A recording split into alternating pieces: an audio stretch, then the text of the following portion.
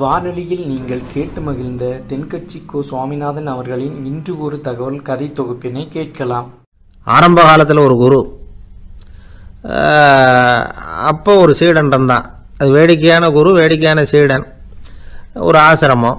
ஒரு நாள் ஒருத்தன் அவசரமாக அந்த குருவை தேடி வந்திருக்கிறான். என்ன விஷயம்னு விசாரித்தார் குரு. உங்கள் சீடர் என்னை அடிச்சுட்டார் அப்படின்னு புகார் பண்ணானா அந்த ஆள். குரு சீடனை கூப்பிட்டார். அடிச்சியா இந்த ஆளை அப்படின்னு கேட்டாரான். ஆமான் இருக்கான் சீடன். ஏன் அடிச்சே அப்படின்னு கேட்டாரான். இந்த ஆள் உங்களை பற்றி மட்டமாக பேசிவிட்டான், என்னால் அதை தாங்கிக்க முடியல, அதனால தான் அடிச்சுட்டேன் இருக்கான். அப்படி என்ன பேசினா அப்படின்னு கேட்டாரான். உன்னுடைய குருநாதர் இப்போல்லாம் அர்த்தமில்லாமல் பேச ஆரம்பிச்சுட்டார் அப்படின்னு சொல்லிவிட்டான், அதனால தான் அடிச்சுட்டேன் அப்படின்னு நானான். அதுக்காக அடித்தே அப்படின்னாரான். நான் அதுக்காக அடிக்கலை குருவே, இப்பெல்லாம் நீங்கள் அர்த்தம் இல்லாமல் பேசுகிறதாக அவன் சொல்கிறான். அப்படின்னா இதுவரைக்கும் நீங்கள் அர்த்தத்தோடு பேசினதாகத்தானே அர்த்தம், அது தப்பு தானே, அதனால தான் அடித்தேன் அப்படின்னு நானான். ஒரு பெரியவர் உட்கார்ந்துருக்கிறார். அவரை சுற்றி அவருடைய தோழர்கள் உட்கார்ந்துருக்கிறாங்க. ஏதோ ஒரு முக்கியமான செய்தியை அவர் அவங்களுக்கு சொல்லிகிட்டு இருக்கிறார். அவங்களும் ஆர்வமாக கேட்டுக்கிட்டு இருக்கிறாங்க. இந்த சமயத்தில் யாரோ ஒரு ஆள் வேகமாக அங்கே வர்றார். வர்ற வேகத்திலேயே எனக்கு ஏதாவது உதவி செய்யுங்க அப்படின்னு கேட்டுக்கிட்டே வர்றார். கேட்கறது உதவி, ஆனால் குரல் மிரட்டுறது மாதிரி இருக்குது, அதட்டி கேட்கறது மாதிரி இருக்குது. இதை கேட்டது அந்த பெரியவர் ஆத்திரப்படலை, ஆனால் அவரை சுற்றி இருந்தவங்க ஆத்திரப்பட்டாங்க. இதை பெரியவர் கவனித்தார். கொஞ்சம் அமைதியாக இருங்கன்னார். வந்தவரை கூப்பிட்டார். அவருக்கு சில பொருள்களை கொடுத்தார். என்னங்க இப்போ உங்களுக்கு மகிழ்ச்சி தானே அப்படின்னார். அப்படின்னு அலட்சியமாக அவர் சொல்கிறார். நான் உங்களை நல்ல முறையில் நடத்தினேன்னா அப்படின்னு கேட்குறாரு அவர் மறுபடியும். அதெல்லாம் ஒன்றும் இல்லை அப்படின்னு சொல்லி அவர் சொல்லிகிட்டு இருக்கிறாரு. குரலில் கடுமை குறையில. சுற்றி இருந்தவங்களால இதை பொறுத்துக்க முடியல. கோபத்தோடு அவரை நோக்கி நெருங்க ஆரம்பித்தாங்க. பெரியவர் அவங்களையெல்லாம் தடுத்து நிறுத்தினார். வந்தவரை வாங்க என்னோட அப்படின்னு சொல்லி அழைச்சிட்டு போனார். வீட்டுக்கு போனார். அங்கே போனதும் இன்னும் சில பொருள்களை எடுத்து அவர்கிட்ட கொடுத்தார். இப்போ திருப்தி தானே, நான் உங்ககிட்ட நல்ல முறையில் நடந்துக்கிட்டேனா அப்படின்னார். அவர் முகம் இப்போ தான் கொஞ்சம் மலர்ந்தது. ரொம்ப நன்றி, இறைவன் உங்கள் குடும்பத்துக்கு எல்லா நன்மைகளையும் செய்வான் அப்படின்னு சொன்னார். இதே வார்த்தைகளை என்னுடைய தோழர்கள்கிட்டே சொல்லிட்டீங்கன்னா அவங்க கோபம் தணிஞ்சிரும், வர முடியுமான்னார். கண்டிப்பாக வர்றேன் அப்படின்னாரு. மறுநாள் காலையில் அந்த இடத்துக்கு வந்தார். அதே மாதிரி சொல்லிவிட்டு அவர் போயிட்டார். தோழர்கள்லாம் ரொம்ப வியப்போடு பெரியவரை பார்த்தாங்க. அந்த பெரியவர் தான் நபிகள் நாயகம். அவர் சொன்னார், ஒருத்தன் ரொம்ப ஆசையாக ஒரு ஒட்டகத்தை வளர்த்துக்கிட்டு வந்தான். ஒரு நாள் அந்த ஒட்டகம் கயத்தை அறுத்துக்கிட்டு ஓடி போயிட்டுது. அக்கம் பக்கத்தில் இருக்கிறவங்கெல்லாம் அந்த ஒட்டகத்தை பிடிக்கிறதுக்கு முயற்சி பண்ணாங்க. அதை துரத்திக்கிட்டு ஓடினாங்க. ஒட்டகம் தாறுமாறாக ஓட ஆரம்பிச்சுது. இந்த சமயத்தில் ஒட்டகத்தை வளர்த்தவன் அங்கே ஓடி வந்தான். நீங்கள் அதை ஒன்றும் செய்ய வேணாம், விட்டுருங்க, அதோட சுபாவம் எனக்கு நல்லா தெரியும், அதை சுலபமாக என்னோடய வழிக்கு கொண்டுட்டு வந்துட முடியும், நான் பார்த்துக்கிறேன், விட்டுருங்க அப்படின்னா. எல்லாரும் விலகி போயிட்டாங்க. இவன் என்ன செஞ்சான் தெரியுமா? கொஞ்சம் புல்லை கையில் எடுத்துக்கிட்டு அந்த ஒட்டகத்தை நெருங்கினான். அவ்வளவுதான். அது ஓடி இவன் காலடியில் உட்காந்துக்கிட்டது. செல்லமாக அதை அப்படியே தடவி கொடுத்தான். முதுகில் ஏறி உட்காந்துக்கிட்டான். அது பாட்டுக்கு சாதுவாக நடந்து போகுது. இந்த கதையை நபிகள் நாயகம் தம்முடைய தோழர்களுக்கு சொல்கிறார். ஒட்டகத்தை மட்டும் இல்லை, சில மனிதர்களையும் கூட சில விதத்தில் அணுகி தான் அவர்களை சீர்திருத்த வேண்டியிருக்குது அப்படிங்கிறத அவங்களுக்கு உணர்த்தினார். இது ஒரு அழகான உளவியல் அணுகுமுறை. சில குடும்ப தலைவர்கள் கூட இந்த ஒட்டகம் மாதிரி நடந்துக்கிறது உண்டு, அப்புறம் அடங்கி போகிறதும் உண்டு. ஒரு குடும்ப தலைவர் காலையில் எழுந்திரிச்சதுலேருந்து சத்தம் போட்டு கத்திக்கிட்டு இருப்பார். பக்கத்தில் இருந்தவங்கலாம் ஓடி போய் சமாதானம் பண்ணி பார்த்தாங்க. அவர் ஓயறது மாதிரி தெரியல. கடைசியில் அவர் மனைவி வந்தாங்க. நீங்கள் எல்லாம் விலகி போயிடுங்க, அவர் சுபாவம் எனக்கு தெரியும், நான் பார்த்துக்கிறேன் அப்படின்னாங்க. சரின்னு எல்லாரும் போயிட்டாங்க. சாயந்தரமாக பார்க்குறாங்க, அவர் சத்தம் இல்லாமல் ஒரு மூலையில் உட்காந்துருக்கிறார். ரொம்ப சாதுவா. ஆச்சரியமாக இருந்தது. என்னம்மா பண்ணீங்கன்னு கேட்டாங்க. அது ஒன்றும் இல்லைங்க, ஒரு வேளை சாப்பாட்டை நிறுத்தினேன், பட்னி போட்டேன், அவ்வளவுதான் அப்படின்னாங்க அந்த அம்மா. ஒரு ஜென் துறவி, அவருக்கு ரொம்ப வயசாயிட்டுது, கடைசி காலம். நண்பர்களெல்லாம் கூப்பிட்டார். நண்பர்களே, நான் வித்தியாசமான முறையில் சாகணும்னு ஆசைப்படுறேன், அதுக்கு ஏதாவது யோசனை சொல்லுங்களேன் அப்படின்னு கேட்டாராம். நண்பர்கள் சிரித்தாங்க. என்ன பேச்சு பேசுகிறீங்க, சாவறதுங்கிறது என்ன விளையாட்டு கத்தனமான காரியமா? அப்படின்னு கேட்டிருக்காங்க. அந்த துறவி கொஞ்ச நேரம் யோசனை பண்ணார். அப்புறம் கேட்டாராம், இது வரைக்கும் யாராவது நடந்துக்கிட்டே இறந்துருக்குறாங்களா அப்படின்னாராம். எல்லாரும் இல்லைன்னாங்களாம். ஒருத்தர் மட்டும் சொல்லியிருக்கார், அப்படியும் ஒருத்தர் இறந்துருக்கிறதாக ஒரு கதையில் படிச்சிருக்கிறேன், ஒரு ஞானியால் தான் அப்படியெல்லாம் செய்ய முடியும் அப்படின்னு அவர் சொன்னாராம். சரி, அப்படின்னா அந்த முறை நமக்கு வேணாம், நின்றுக்கிட்டே யாராவது உயிரை விட்டுருக்காங்களா அப்படின்னு விசாரிச்சாராம். அப்படியும் ஒருத்தர் இறந்துருக்கிறார் அப்படின்னாங்களாம். மறுபடியும் அந்த துறவி யோசனை பண்ணியிருக்கிறார், ஏதாவது வித்தியாசமான முறையில் நாம் போகணும் அப்படிங்கிறது அவருடைய விருப்பம். மனிதன் எப்படி வாழ்கிறானோ அப்படி இறப்பது தான் நல்லது. சரி, யாராவது தலைகீழாக யோகம் செய்யும் நிலையில் இறந்துருக்கிறாங்களா அப்படின்னு விசாரித்தாராம். நண்பர்கள் சிரித்தாங்க. தலைகீழாக நின்னபடி இறந்ததாக நாங்கள் கேள்விப்பட்டதே இல்லை, அது முடியாத காரியம் அப்படின்னு இருக்காங்க. இப்போ அந்த துறவிக்கு திடீர்னு உற்சாகம் வந்துட்டுது. உடனே எழுந்திரிச்சார், தலைகீழாக நின்னார், அப்படியே உயிரை விட்டுட்டார்.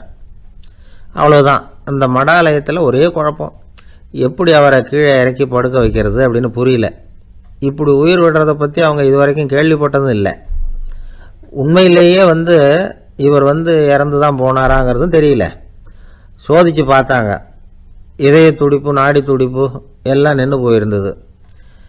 இவர் எப்போவும் இப்படி தான், என்ன பண்ணுறது இப்போ அப்படின்னு சொல்லி எல்லாரும் குழம்பிக்கிட்டு இருக்கிற சமயத்தில் ஒரு பெரியவர் யோசனை சொன்னார். இந்த துறவியோட மூத்த சகோதரி பக்கத்து மடாலயத்தில் இருக்கிறாங்க, அவங்கள இங்கே அழைச்சிட்டு வந்தால் ஏதாவது வழி கிடைக்கும் அப்படின்னார். அந்த அம்மாவுக்கு 90 வயசு.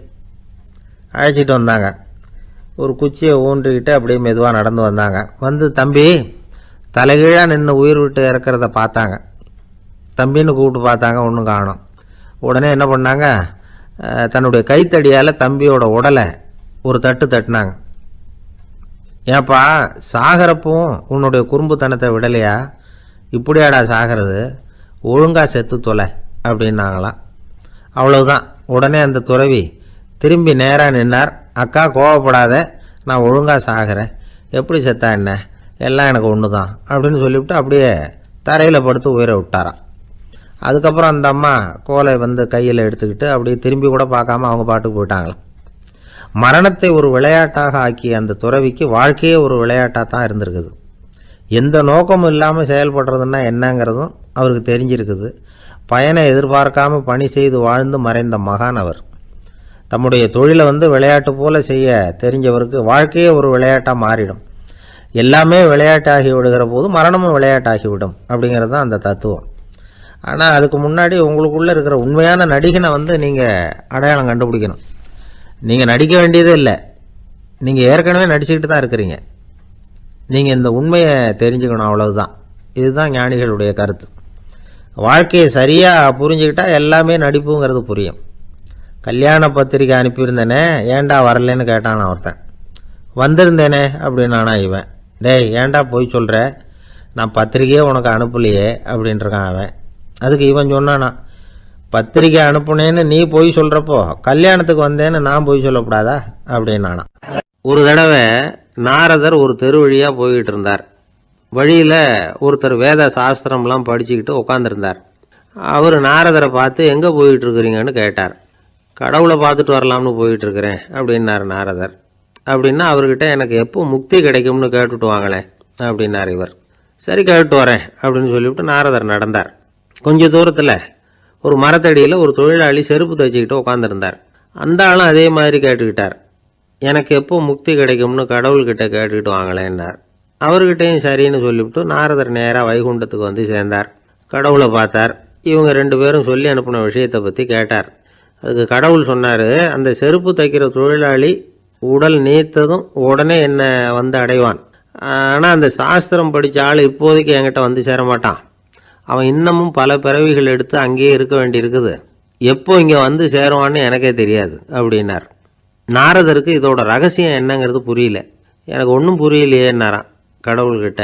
சீக்கிரம் புரிஞ்சுக்குவேன், நீ திரும்பி போகிறப்போ நான் இங்கே வைகுண்டத்தில் என்ன செஞ்சுக்கிட்டு இருக்கேன்னு கேட்டால், ஒரு ஊசியின் துவாரத்தில் ஒரு யானையை கோத்துக்கிட்டு இருக்கிறேன்னு அவங்கக்கிட்ட சொல்லு அப்படின்னார் கடவுள் சிரிச்சுக்கிட்டே. நாரதர் பூமிக்கு திரும்பினார். கடவுளை பார்த்தீங்களா, எப்படி இருக்கார் அப்படின்னு விசாரித்தார் வேத சாஸ்திரம் படித்தவர்.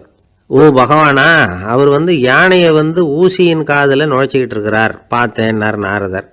ஊசி காதில் யானையா? அது எப்படி முடியும்? நீங்கள் சொல்கிறத நான் நம்ப மாட்டேன்னு விட்டார் அவர்.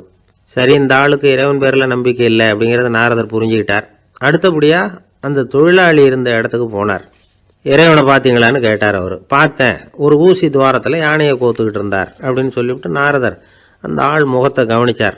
அந்த தொழிலாளி இதை கேட்டுட்டு கொஞ்சம் கூட ஆச்சரியப்படலை. அவரால் முடியாத காரியம் கூட உண்டானார். என்ன இப்படி சொல்கிற? ஊசியின் துவாரத்தில் யானையை கோக்க முடியும்னு நீ நம்புறியா அப்படின்னு கேட்டார் நாரதர். நிச்சயமாக நம்புகிறேன்னார் அவர். அது எப்படி அப்படின்னு கேட்டார் இவர். இதோ பாருங்க, நான் இந்த ஆலமரத்தடியில் தான் தினமும் உட்காந்துருக்கிறேன். தினமும் இந்த மரத்திலிருந்து எவ்வளவோ பழம் கீழே விழுது. இந்த பழத்தில் இருக்கிற ஒவ்வொரு விதையிலேயும் உள்ள ஒரு ஆலமரம் இருக்குது. ஒரு சின்ன விதைக்குள்ள ஒரு பெரிய ஆலமரம் இருக்க முடியுங்கிறப்ப ஊசி துவாரத்தில் கடவுள் யானையை நுழைய வச்சாருங்கிறத ஒத்துக்கிறதுல என்ன கஷ்டம் இருக்குது அப்படின்னு ரொம்ப சர்வசாதாரணமாக பதில் சொன்னாராம் அந்த தொழிலாளி. நாரதர் யோசனை பண்ணார். இந்த தொழிலாளி வேத சாஸ்திரங்களையெல்லாம் படிக்கலைன்னா கூட அறிவுபூர்வமாக சிந்திச்சு இறைவனை நம்புகிறான். அதனால தான் கடவுள் இந்த ஆளுக்கு சீக்கிரம் முக்தி கிடைக்கும்னு சொன்னார் அப்படிங்கிறத புரிஞ்சுக்கிட்டாராம். இந்த கதையில் வர்ற கடவுள், நாரதர், வைகுண்டம் இதெல்லாம் ஒரு பக்கம் இருக்கட்டும், ஒரு சின்ன விதைக்குள்ள ஒரு பெரிய ஆலமரம் தூங்கிக்கிட்டு இருக்கு அப்படிங்கிற உண்மை, அந்தரத்தில் 1000 கிரகங்கள் சுற்றிக்கிட்டு இருக்குங்கிற உண்மை, இதெல்லாம் நாம் பார்த்துக்கிட்டு தானே இருக்கிறோம். இந்த உண்மைகள் அதிசயமாக நமக்கு தெரியறதுனால அதை நம்பாமல் இருந்துட முடியாது. இயற்கையை பரிபூர்ணமாக நம்புங்கள், அந்த நம்பிக்கையே நம்ம வாழ்க்கைக்கு ஆதாரம் அப்படிங்கிறத விளக்கறதுக்காக தான் இந்த கதை.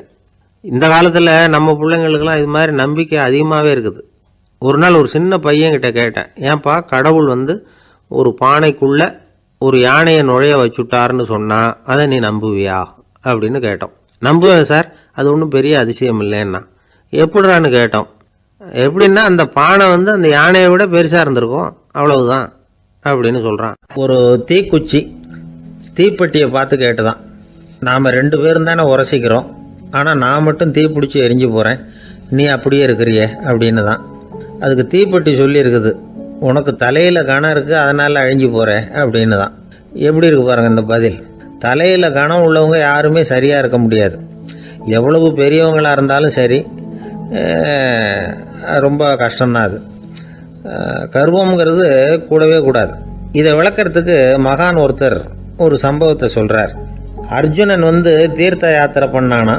அப்போது தென்னிந்தியாவுக்கு வந்திருக்கிறான். ராமேஸ்வரத்துக்கு போனப்போ அங்கே இலங்கைக்கு கல்லுலாம் அடுக்கி போடப்பட்டிருந்த பாலத்தை பார்த்தானா. ஒரு சின்ன குரங்கு அதுக்கு பக்கத்தில் விளையாடிக்கிட்டு இருந்திருக்கு. அதை பார்த்துட்டு அர்ஜுனன் சிரிச்சிருக்கான். ஏன் சிரிக்கிறேன்னு கேட்டிருக்கு அந்த குரங்கு. ராமன் மிகச்சிறந்த வில் வீரன். அப்படி இருக்கிறப்போ அவன் இலங்கைக்கு அம்புகளாலேயே ஒரு பாலம் கட்டியிருக்கலாம்.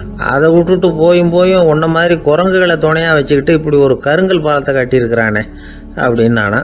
அம்புகளால் பாலம் கட்ட முடியுமா அப்படின்னு கேட்டுதான் குரங்கு. ஏன் முடியாது, என்னால் முடியுமேன்னு இருக்கான் அர்ஜுனன். அம்பால் பாலம் கட்டலாம், இருந்தாலும் என்ன மாதிரி குரங்குகள் ஏறி நடந்தா அது தாங்குமா? அதனால தான் ராமர் கருங்கல் பாலமே கட்டினார் அப்படின்றது குரங்கு சொல்லிச்சான். அப்படியே சொல்கிற, நான் வேணும்னா இப்போ அம்புகளாலேயே ஒரு பாலத்தை கட்டுறேன், நீ அது மேலே ஏறி நடந்து பார். பாலம் விழுந்துட்டுதுன்னா நான் தீ மூட்டி அதில் குதித்து உயிர் தியாகம் பண்ணி விட்றேன் அப்படின்னு நான் ரொம்ப கோபமாக. உடனே அந்த சின்ன குரங்கு பெரிய உருவம் எடுத்துட்டு தான் கையில் கதையோடு அர்ஜுனன் முன்னாடி நிற்கிறான் அனுமன். பார்த்தா, என்னுடைய தலைவர் ராமரையா இழிவாக பேசுகிற, நீ இப்போ பாலம் கட்டு, நான் என்னுடைய பலத்தை காட்டுறேன் அப்படின்னு அனுமன். அர்ஜுனன் தன்னுடைய காண்டிபத்தை எடுக்கிறான், சரமாரியா அம்புகளை விடுறான். அதெல்லாம் ஒன்னோட ஒன்று கோத்துக்கிட்டு அப்படியே பாலம் மாதிரி நிற்கிது. அர்ஜுனன் தலை நிமிர்ந்து நின்னான். அனுமன் உயர கிளம்பி அங்கேருந்து பாலத்தில் பொத்துன்னு இறங்கினான். பாலம் அப்படியே நொறுங்கி போச்சு தூள் தூளாக. என்ன அர்ஜுனா, இப்போ என்ன செய்ய போகிற அப்படின்னா ஏளனமா. அர்ஜுனன் தலையை தொங்க போட்டுக்கிட்டான். சொன்னபடி தீ மூட்டி அதில் குதிக்கிறதுக்காக 3 தடவை சுற்றி வந்தான். அப்போது கிருஷ்ணர் அங்கே வந்தார். என்ன அர்ஜுனா, என்ன நடக்குது, என்ன இது அப்படின்னு ஒன்றும் தெரியாத மாதிரி கேட்டார். அர்ஜுனன் வாயை திறக்கிறதுக்கு முன்னாடி அனுமன் வாயை திறந்தான், நடந்ததை சொன்னான். அர்ஜுனன் சவால் விட்டபடி உயிர் திறந்தே ஆகணும்னு அனுமன். கிருஷ்ணர் யோசனை பண்ணார். நல்லது, இந்த சவால் விட்டதுக்கும் நடந்ததுக்கும் யார் சாட்சி? பெரியவர் ஒருத்தரை சாட்சியாக வச்சுக்கிட்டல்லவா நீங்கள் இந்த போட்டியை நடத்தியிருக்கணும் அப்படின்னார். அதனால் என்ன, இப்போ மறுபடியும் அந்த போட்டியை நடத்திவிட்டா போச்சு, என்னால் அந்த அம்பு பாலத்தை நொறுக்க முடியாதா அப்படின்னு அனுமன். சரி, இப்போ மறுபடியும் அது நடக்கட்டும்னார் கிருஷ்ணர். அர்ஜுனன் அம்பு பாலம் அமைச்சான். அனுமன் ஏறி குதிச்சான். பாலம் அசைஞ்சு கொடுக்கவே இல்லை, அவ்வளோ உறுதியாக இருக்குது. இப்போ அனுமன் தலையை குனிஞ்சிக்கிட்டான். அர்ஜுனன் நன்றியோடு நிமிர்ந்து பார்த்தான். கிருஷ்ணருடைய தோள்கள்லேயும் முதுகள்லேயும் ரத்தம். என்ன சுவாமி, என்ன நடந்ததுன்னு நான் பதறி போய், உன் அம்பு பாலத்தை நான் தான் முட்டு கொடுத்து தாங்கிக்கிட்டு இருந்தேன். அனுமன் குதிச்சப்போ என் மேலே ஏற்பட்ட காயங்கள் இவை. பின்ன உன்னுடைய அம்பு பாலத்தினாலேயா பாலம் நின்றுதுன்னு நினைக்கிற அப்படின்னாரான். முதல்ல அர்ஜுனன் அப்புறம் அனுமன் 2 பேருக்குமே கர்வ பங்கம் ஆயிட்டு தான். அதாவது அவங்கக்கிட்ட இருந்த கர்வம் போயிட்டுது. யாராக இருந்தாலும் கர்வம் கூடாதுங்கிறத இதிலேருந்து நாம் புரிஞ்சுக்கணும். இந்த காலத்தில் நாமெல்லாம் எந்த விஷயத்துக்கெல்லாம் கர்வப்பட்டுக்கிட்டு இருக்கோம் தெரியுமா? 2 பெண்கள் தங்களுடைய கணவன்மார்களை பற்றி ரொம்ப பெருமையாக பேசிக்கிட்டாங்களாம். அதில் ஒரு அம்மா சொல்லியிருக்கு, என் வீட்டுக்காரர்கிட்ட எந்த சப்ஜெக்ட் கொடுத்தாலும் சரி அந்த விஷயத்தை பற்றி அழகாக 1 மணி நேரம் பேசுவார் அப்படின்னாங்களாம்.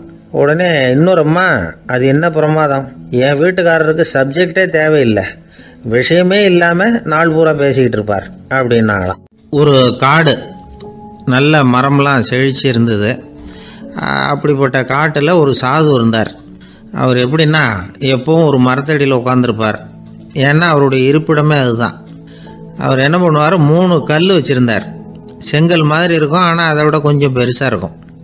எதுக்கு அந்த 3 கல்லுன்னா அதுதான் அவருடைய படுக்கை. அதாவது தூங்குறப்ப ஒரு கல்லை தலைக்கு கீழே வச்சுக்குவார், இன்னொரு கல்லை இடுப்புக்கு கீழே வச்சுக்குவார், இன்னொரு கல்லை காலுக்கு கீழே வச்சுக்குவார். உடம்பை அப்படியே ஒரு தகட்டால் மூடிக்குவார், அப்படியே தூங்கி போடுவார். மழை பெய்யுதுன்னு வச்சுங்க, அவர் உடம்பு 3 கல் மேலே இருக்குதா, அதனால் தண்ணி அடியில் ஓடி போடும், உடம்பு நனையாது. மேலே தகடு இருக்கிறதுனால மழையும் உடம்புல படாது. அவர் தூக்கமும் கிடாது, நிம்மதியாக தூங்குவார். பகலில் அந்த 3 கல்லையும் ஒரு சேர ஒரு அடுப்பு மாதிரி வச்சு அது மேலே உட்காந்துக்குவார்.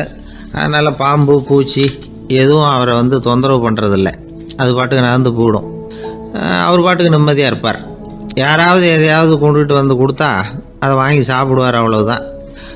ஒரு நாள் அந்த நாட்டு அரசன் காட்டுக்கு வேட்டையாட வந்தான். அந்த வழியாக வந்தப்போ இந்த சாது படுத்துருக்கிறத பார்த்தான், பரிதாபப்பட்டான். ஐயோ பாவம், இவர் இப்படி இந்த கல் மேலே உடம்பை வச்சுக்கிட்டு தூங்குறாரு, என்ன பாடுபடுவார், இவரை நாம் அரண்மனைக்கு அழைச்சிட்டு போய் சுகமாக நிம்மதியாக இருக்கிறதுக்கு வழி செஞ்சு கொடுப்போம், அது ரொம்ப நல்லாயிருக்கும் அப்படின்னு நினச்சான்.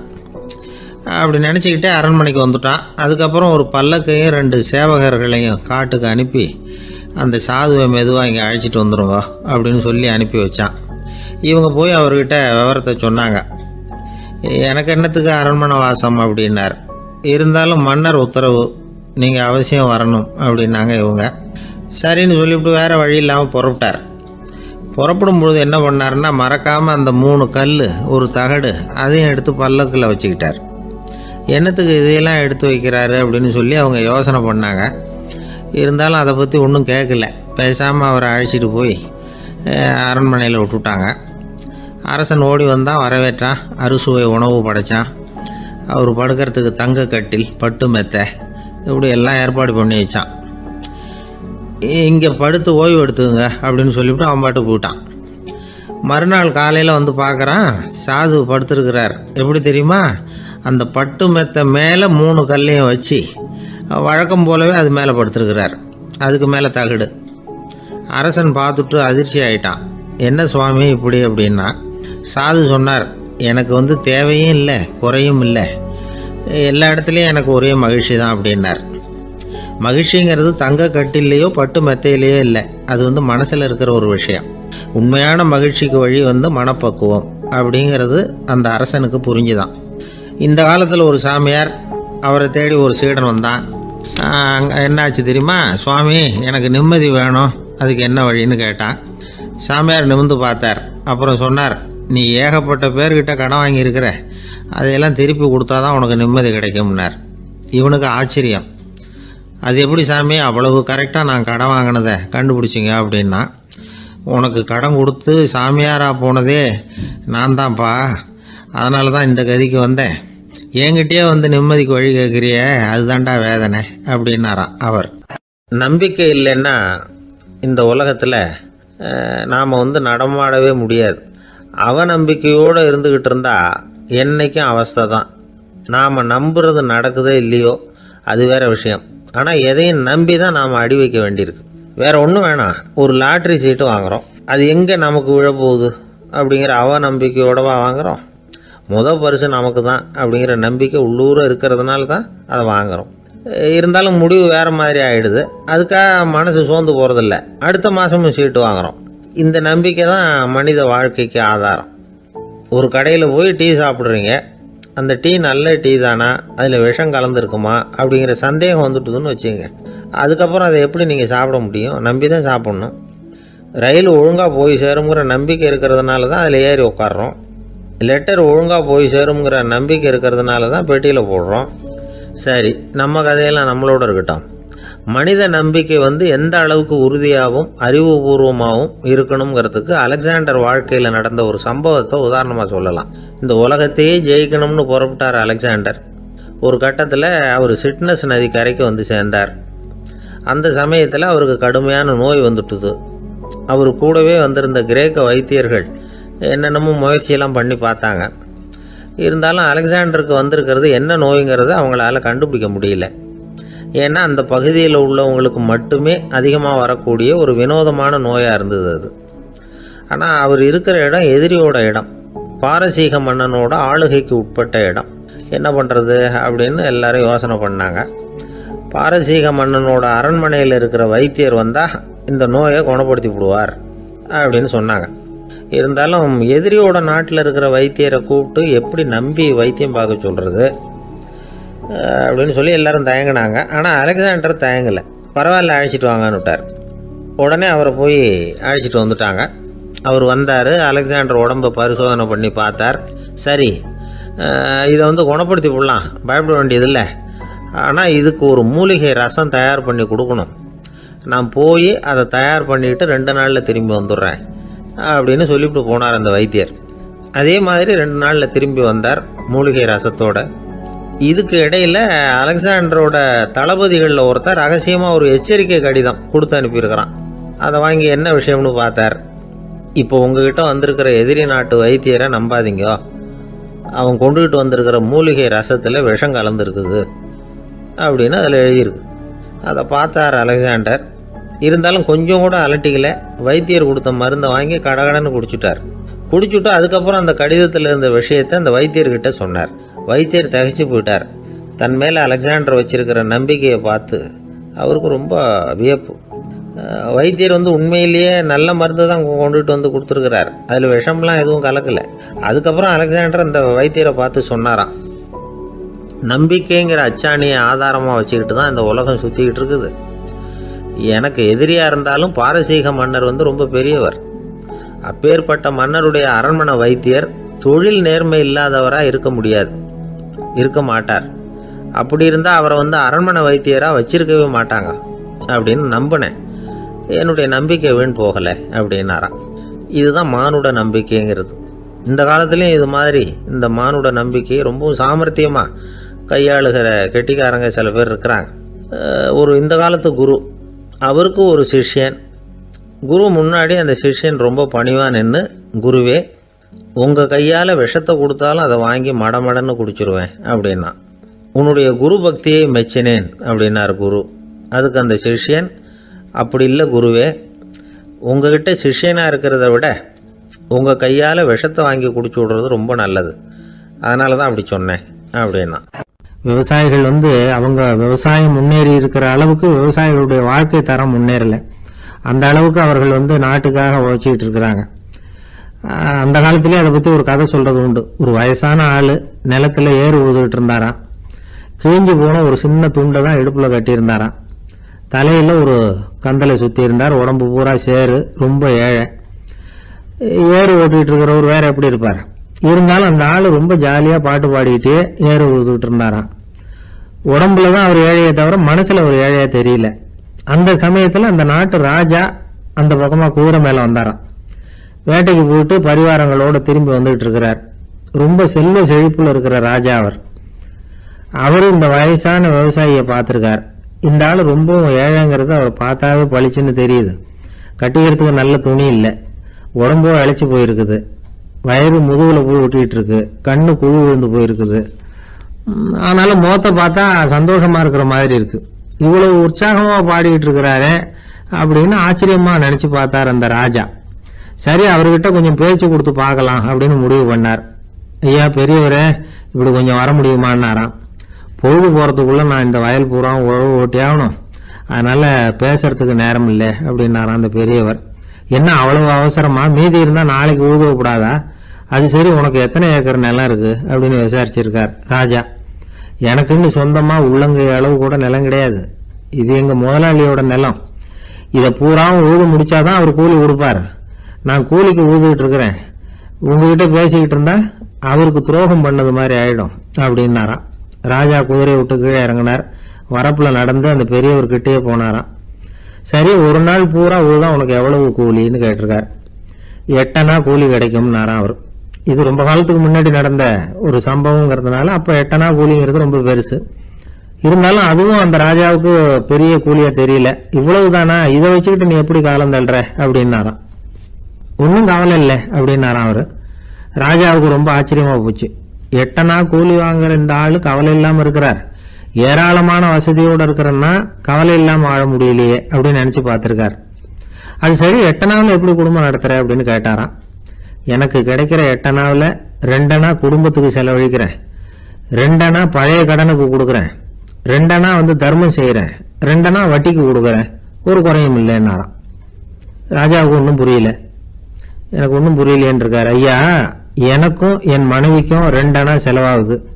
வயசான அம்மா அப்பா இருக்கிறாங்க, சின்ன வயசுல என்னை காப்பாத்தினவங்க அவங்க.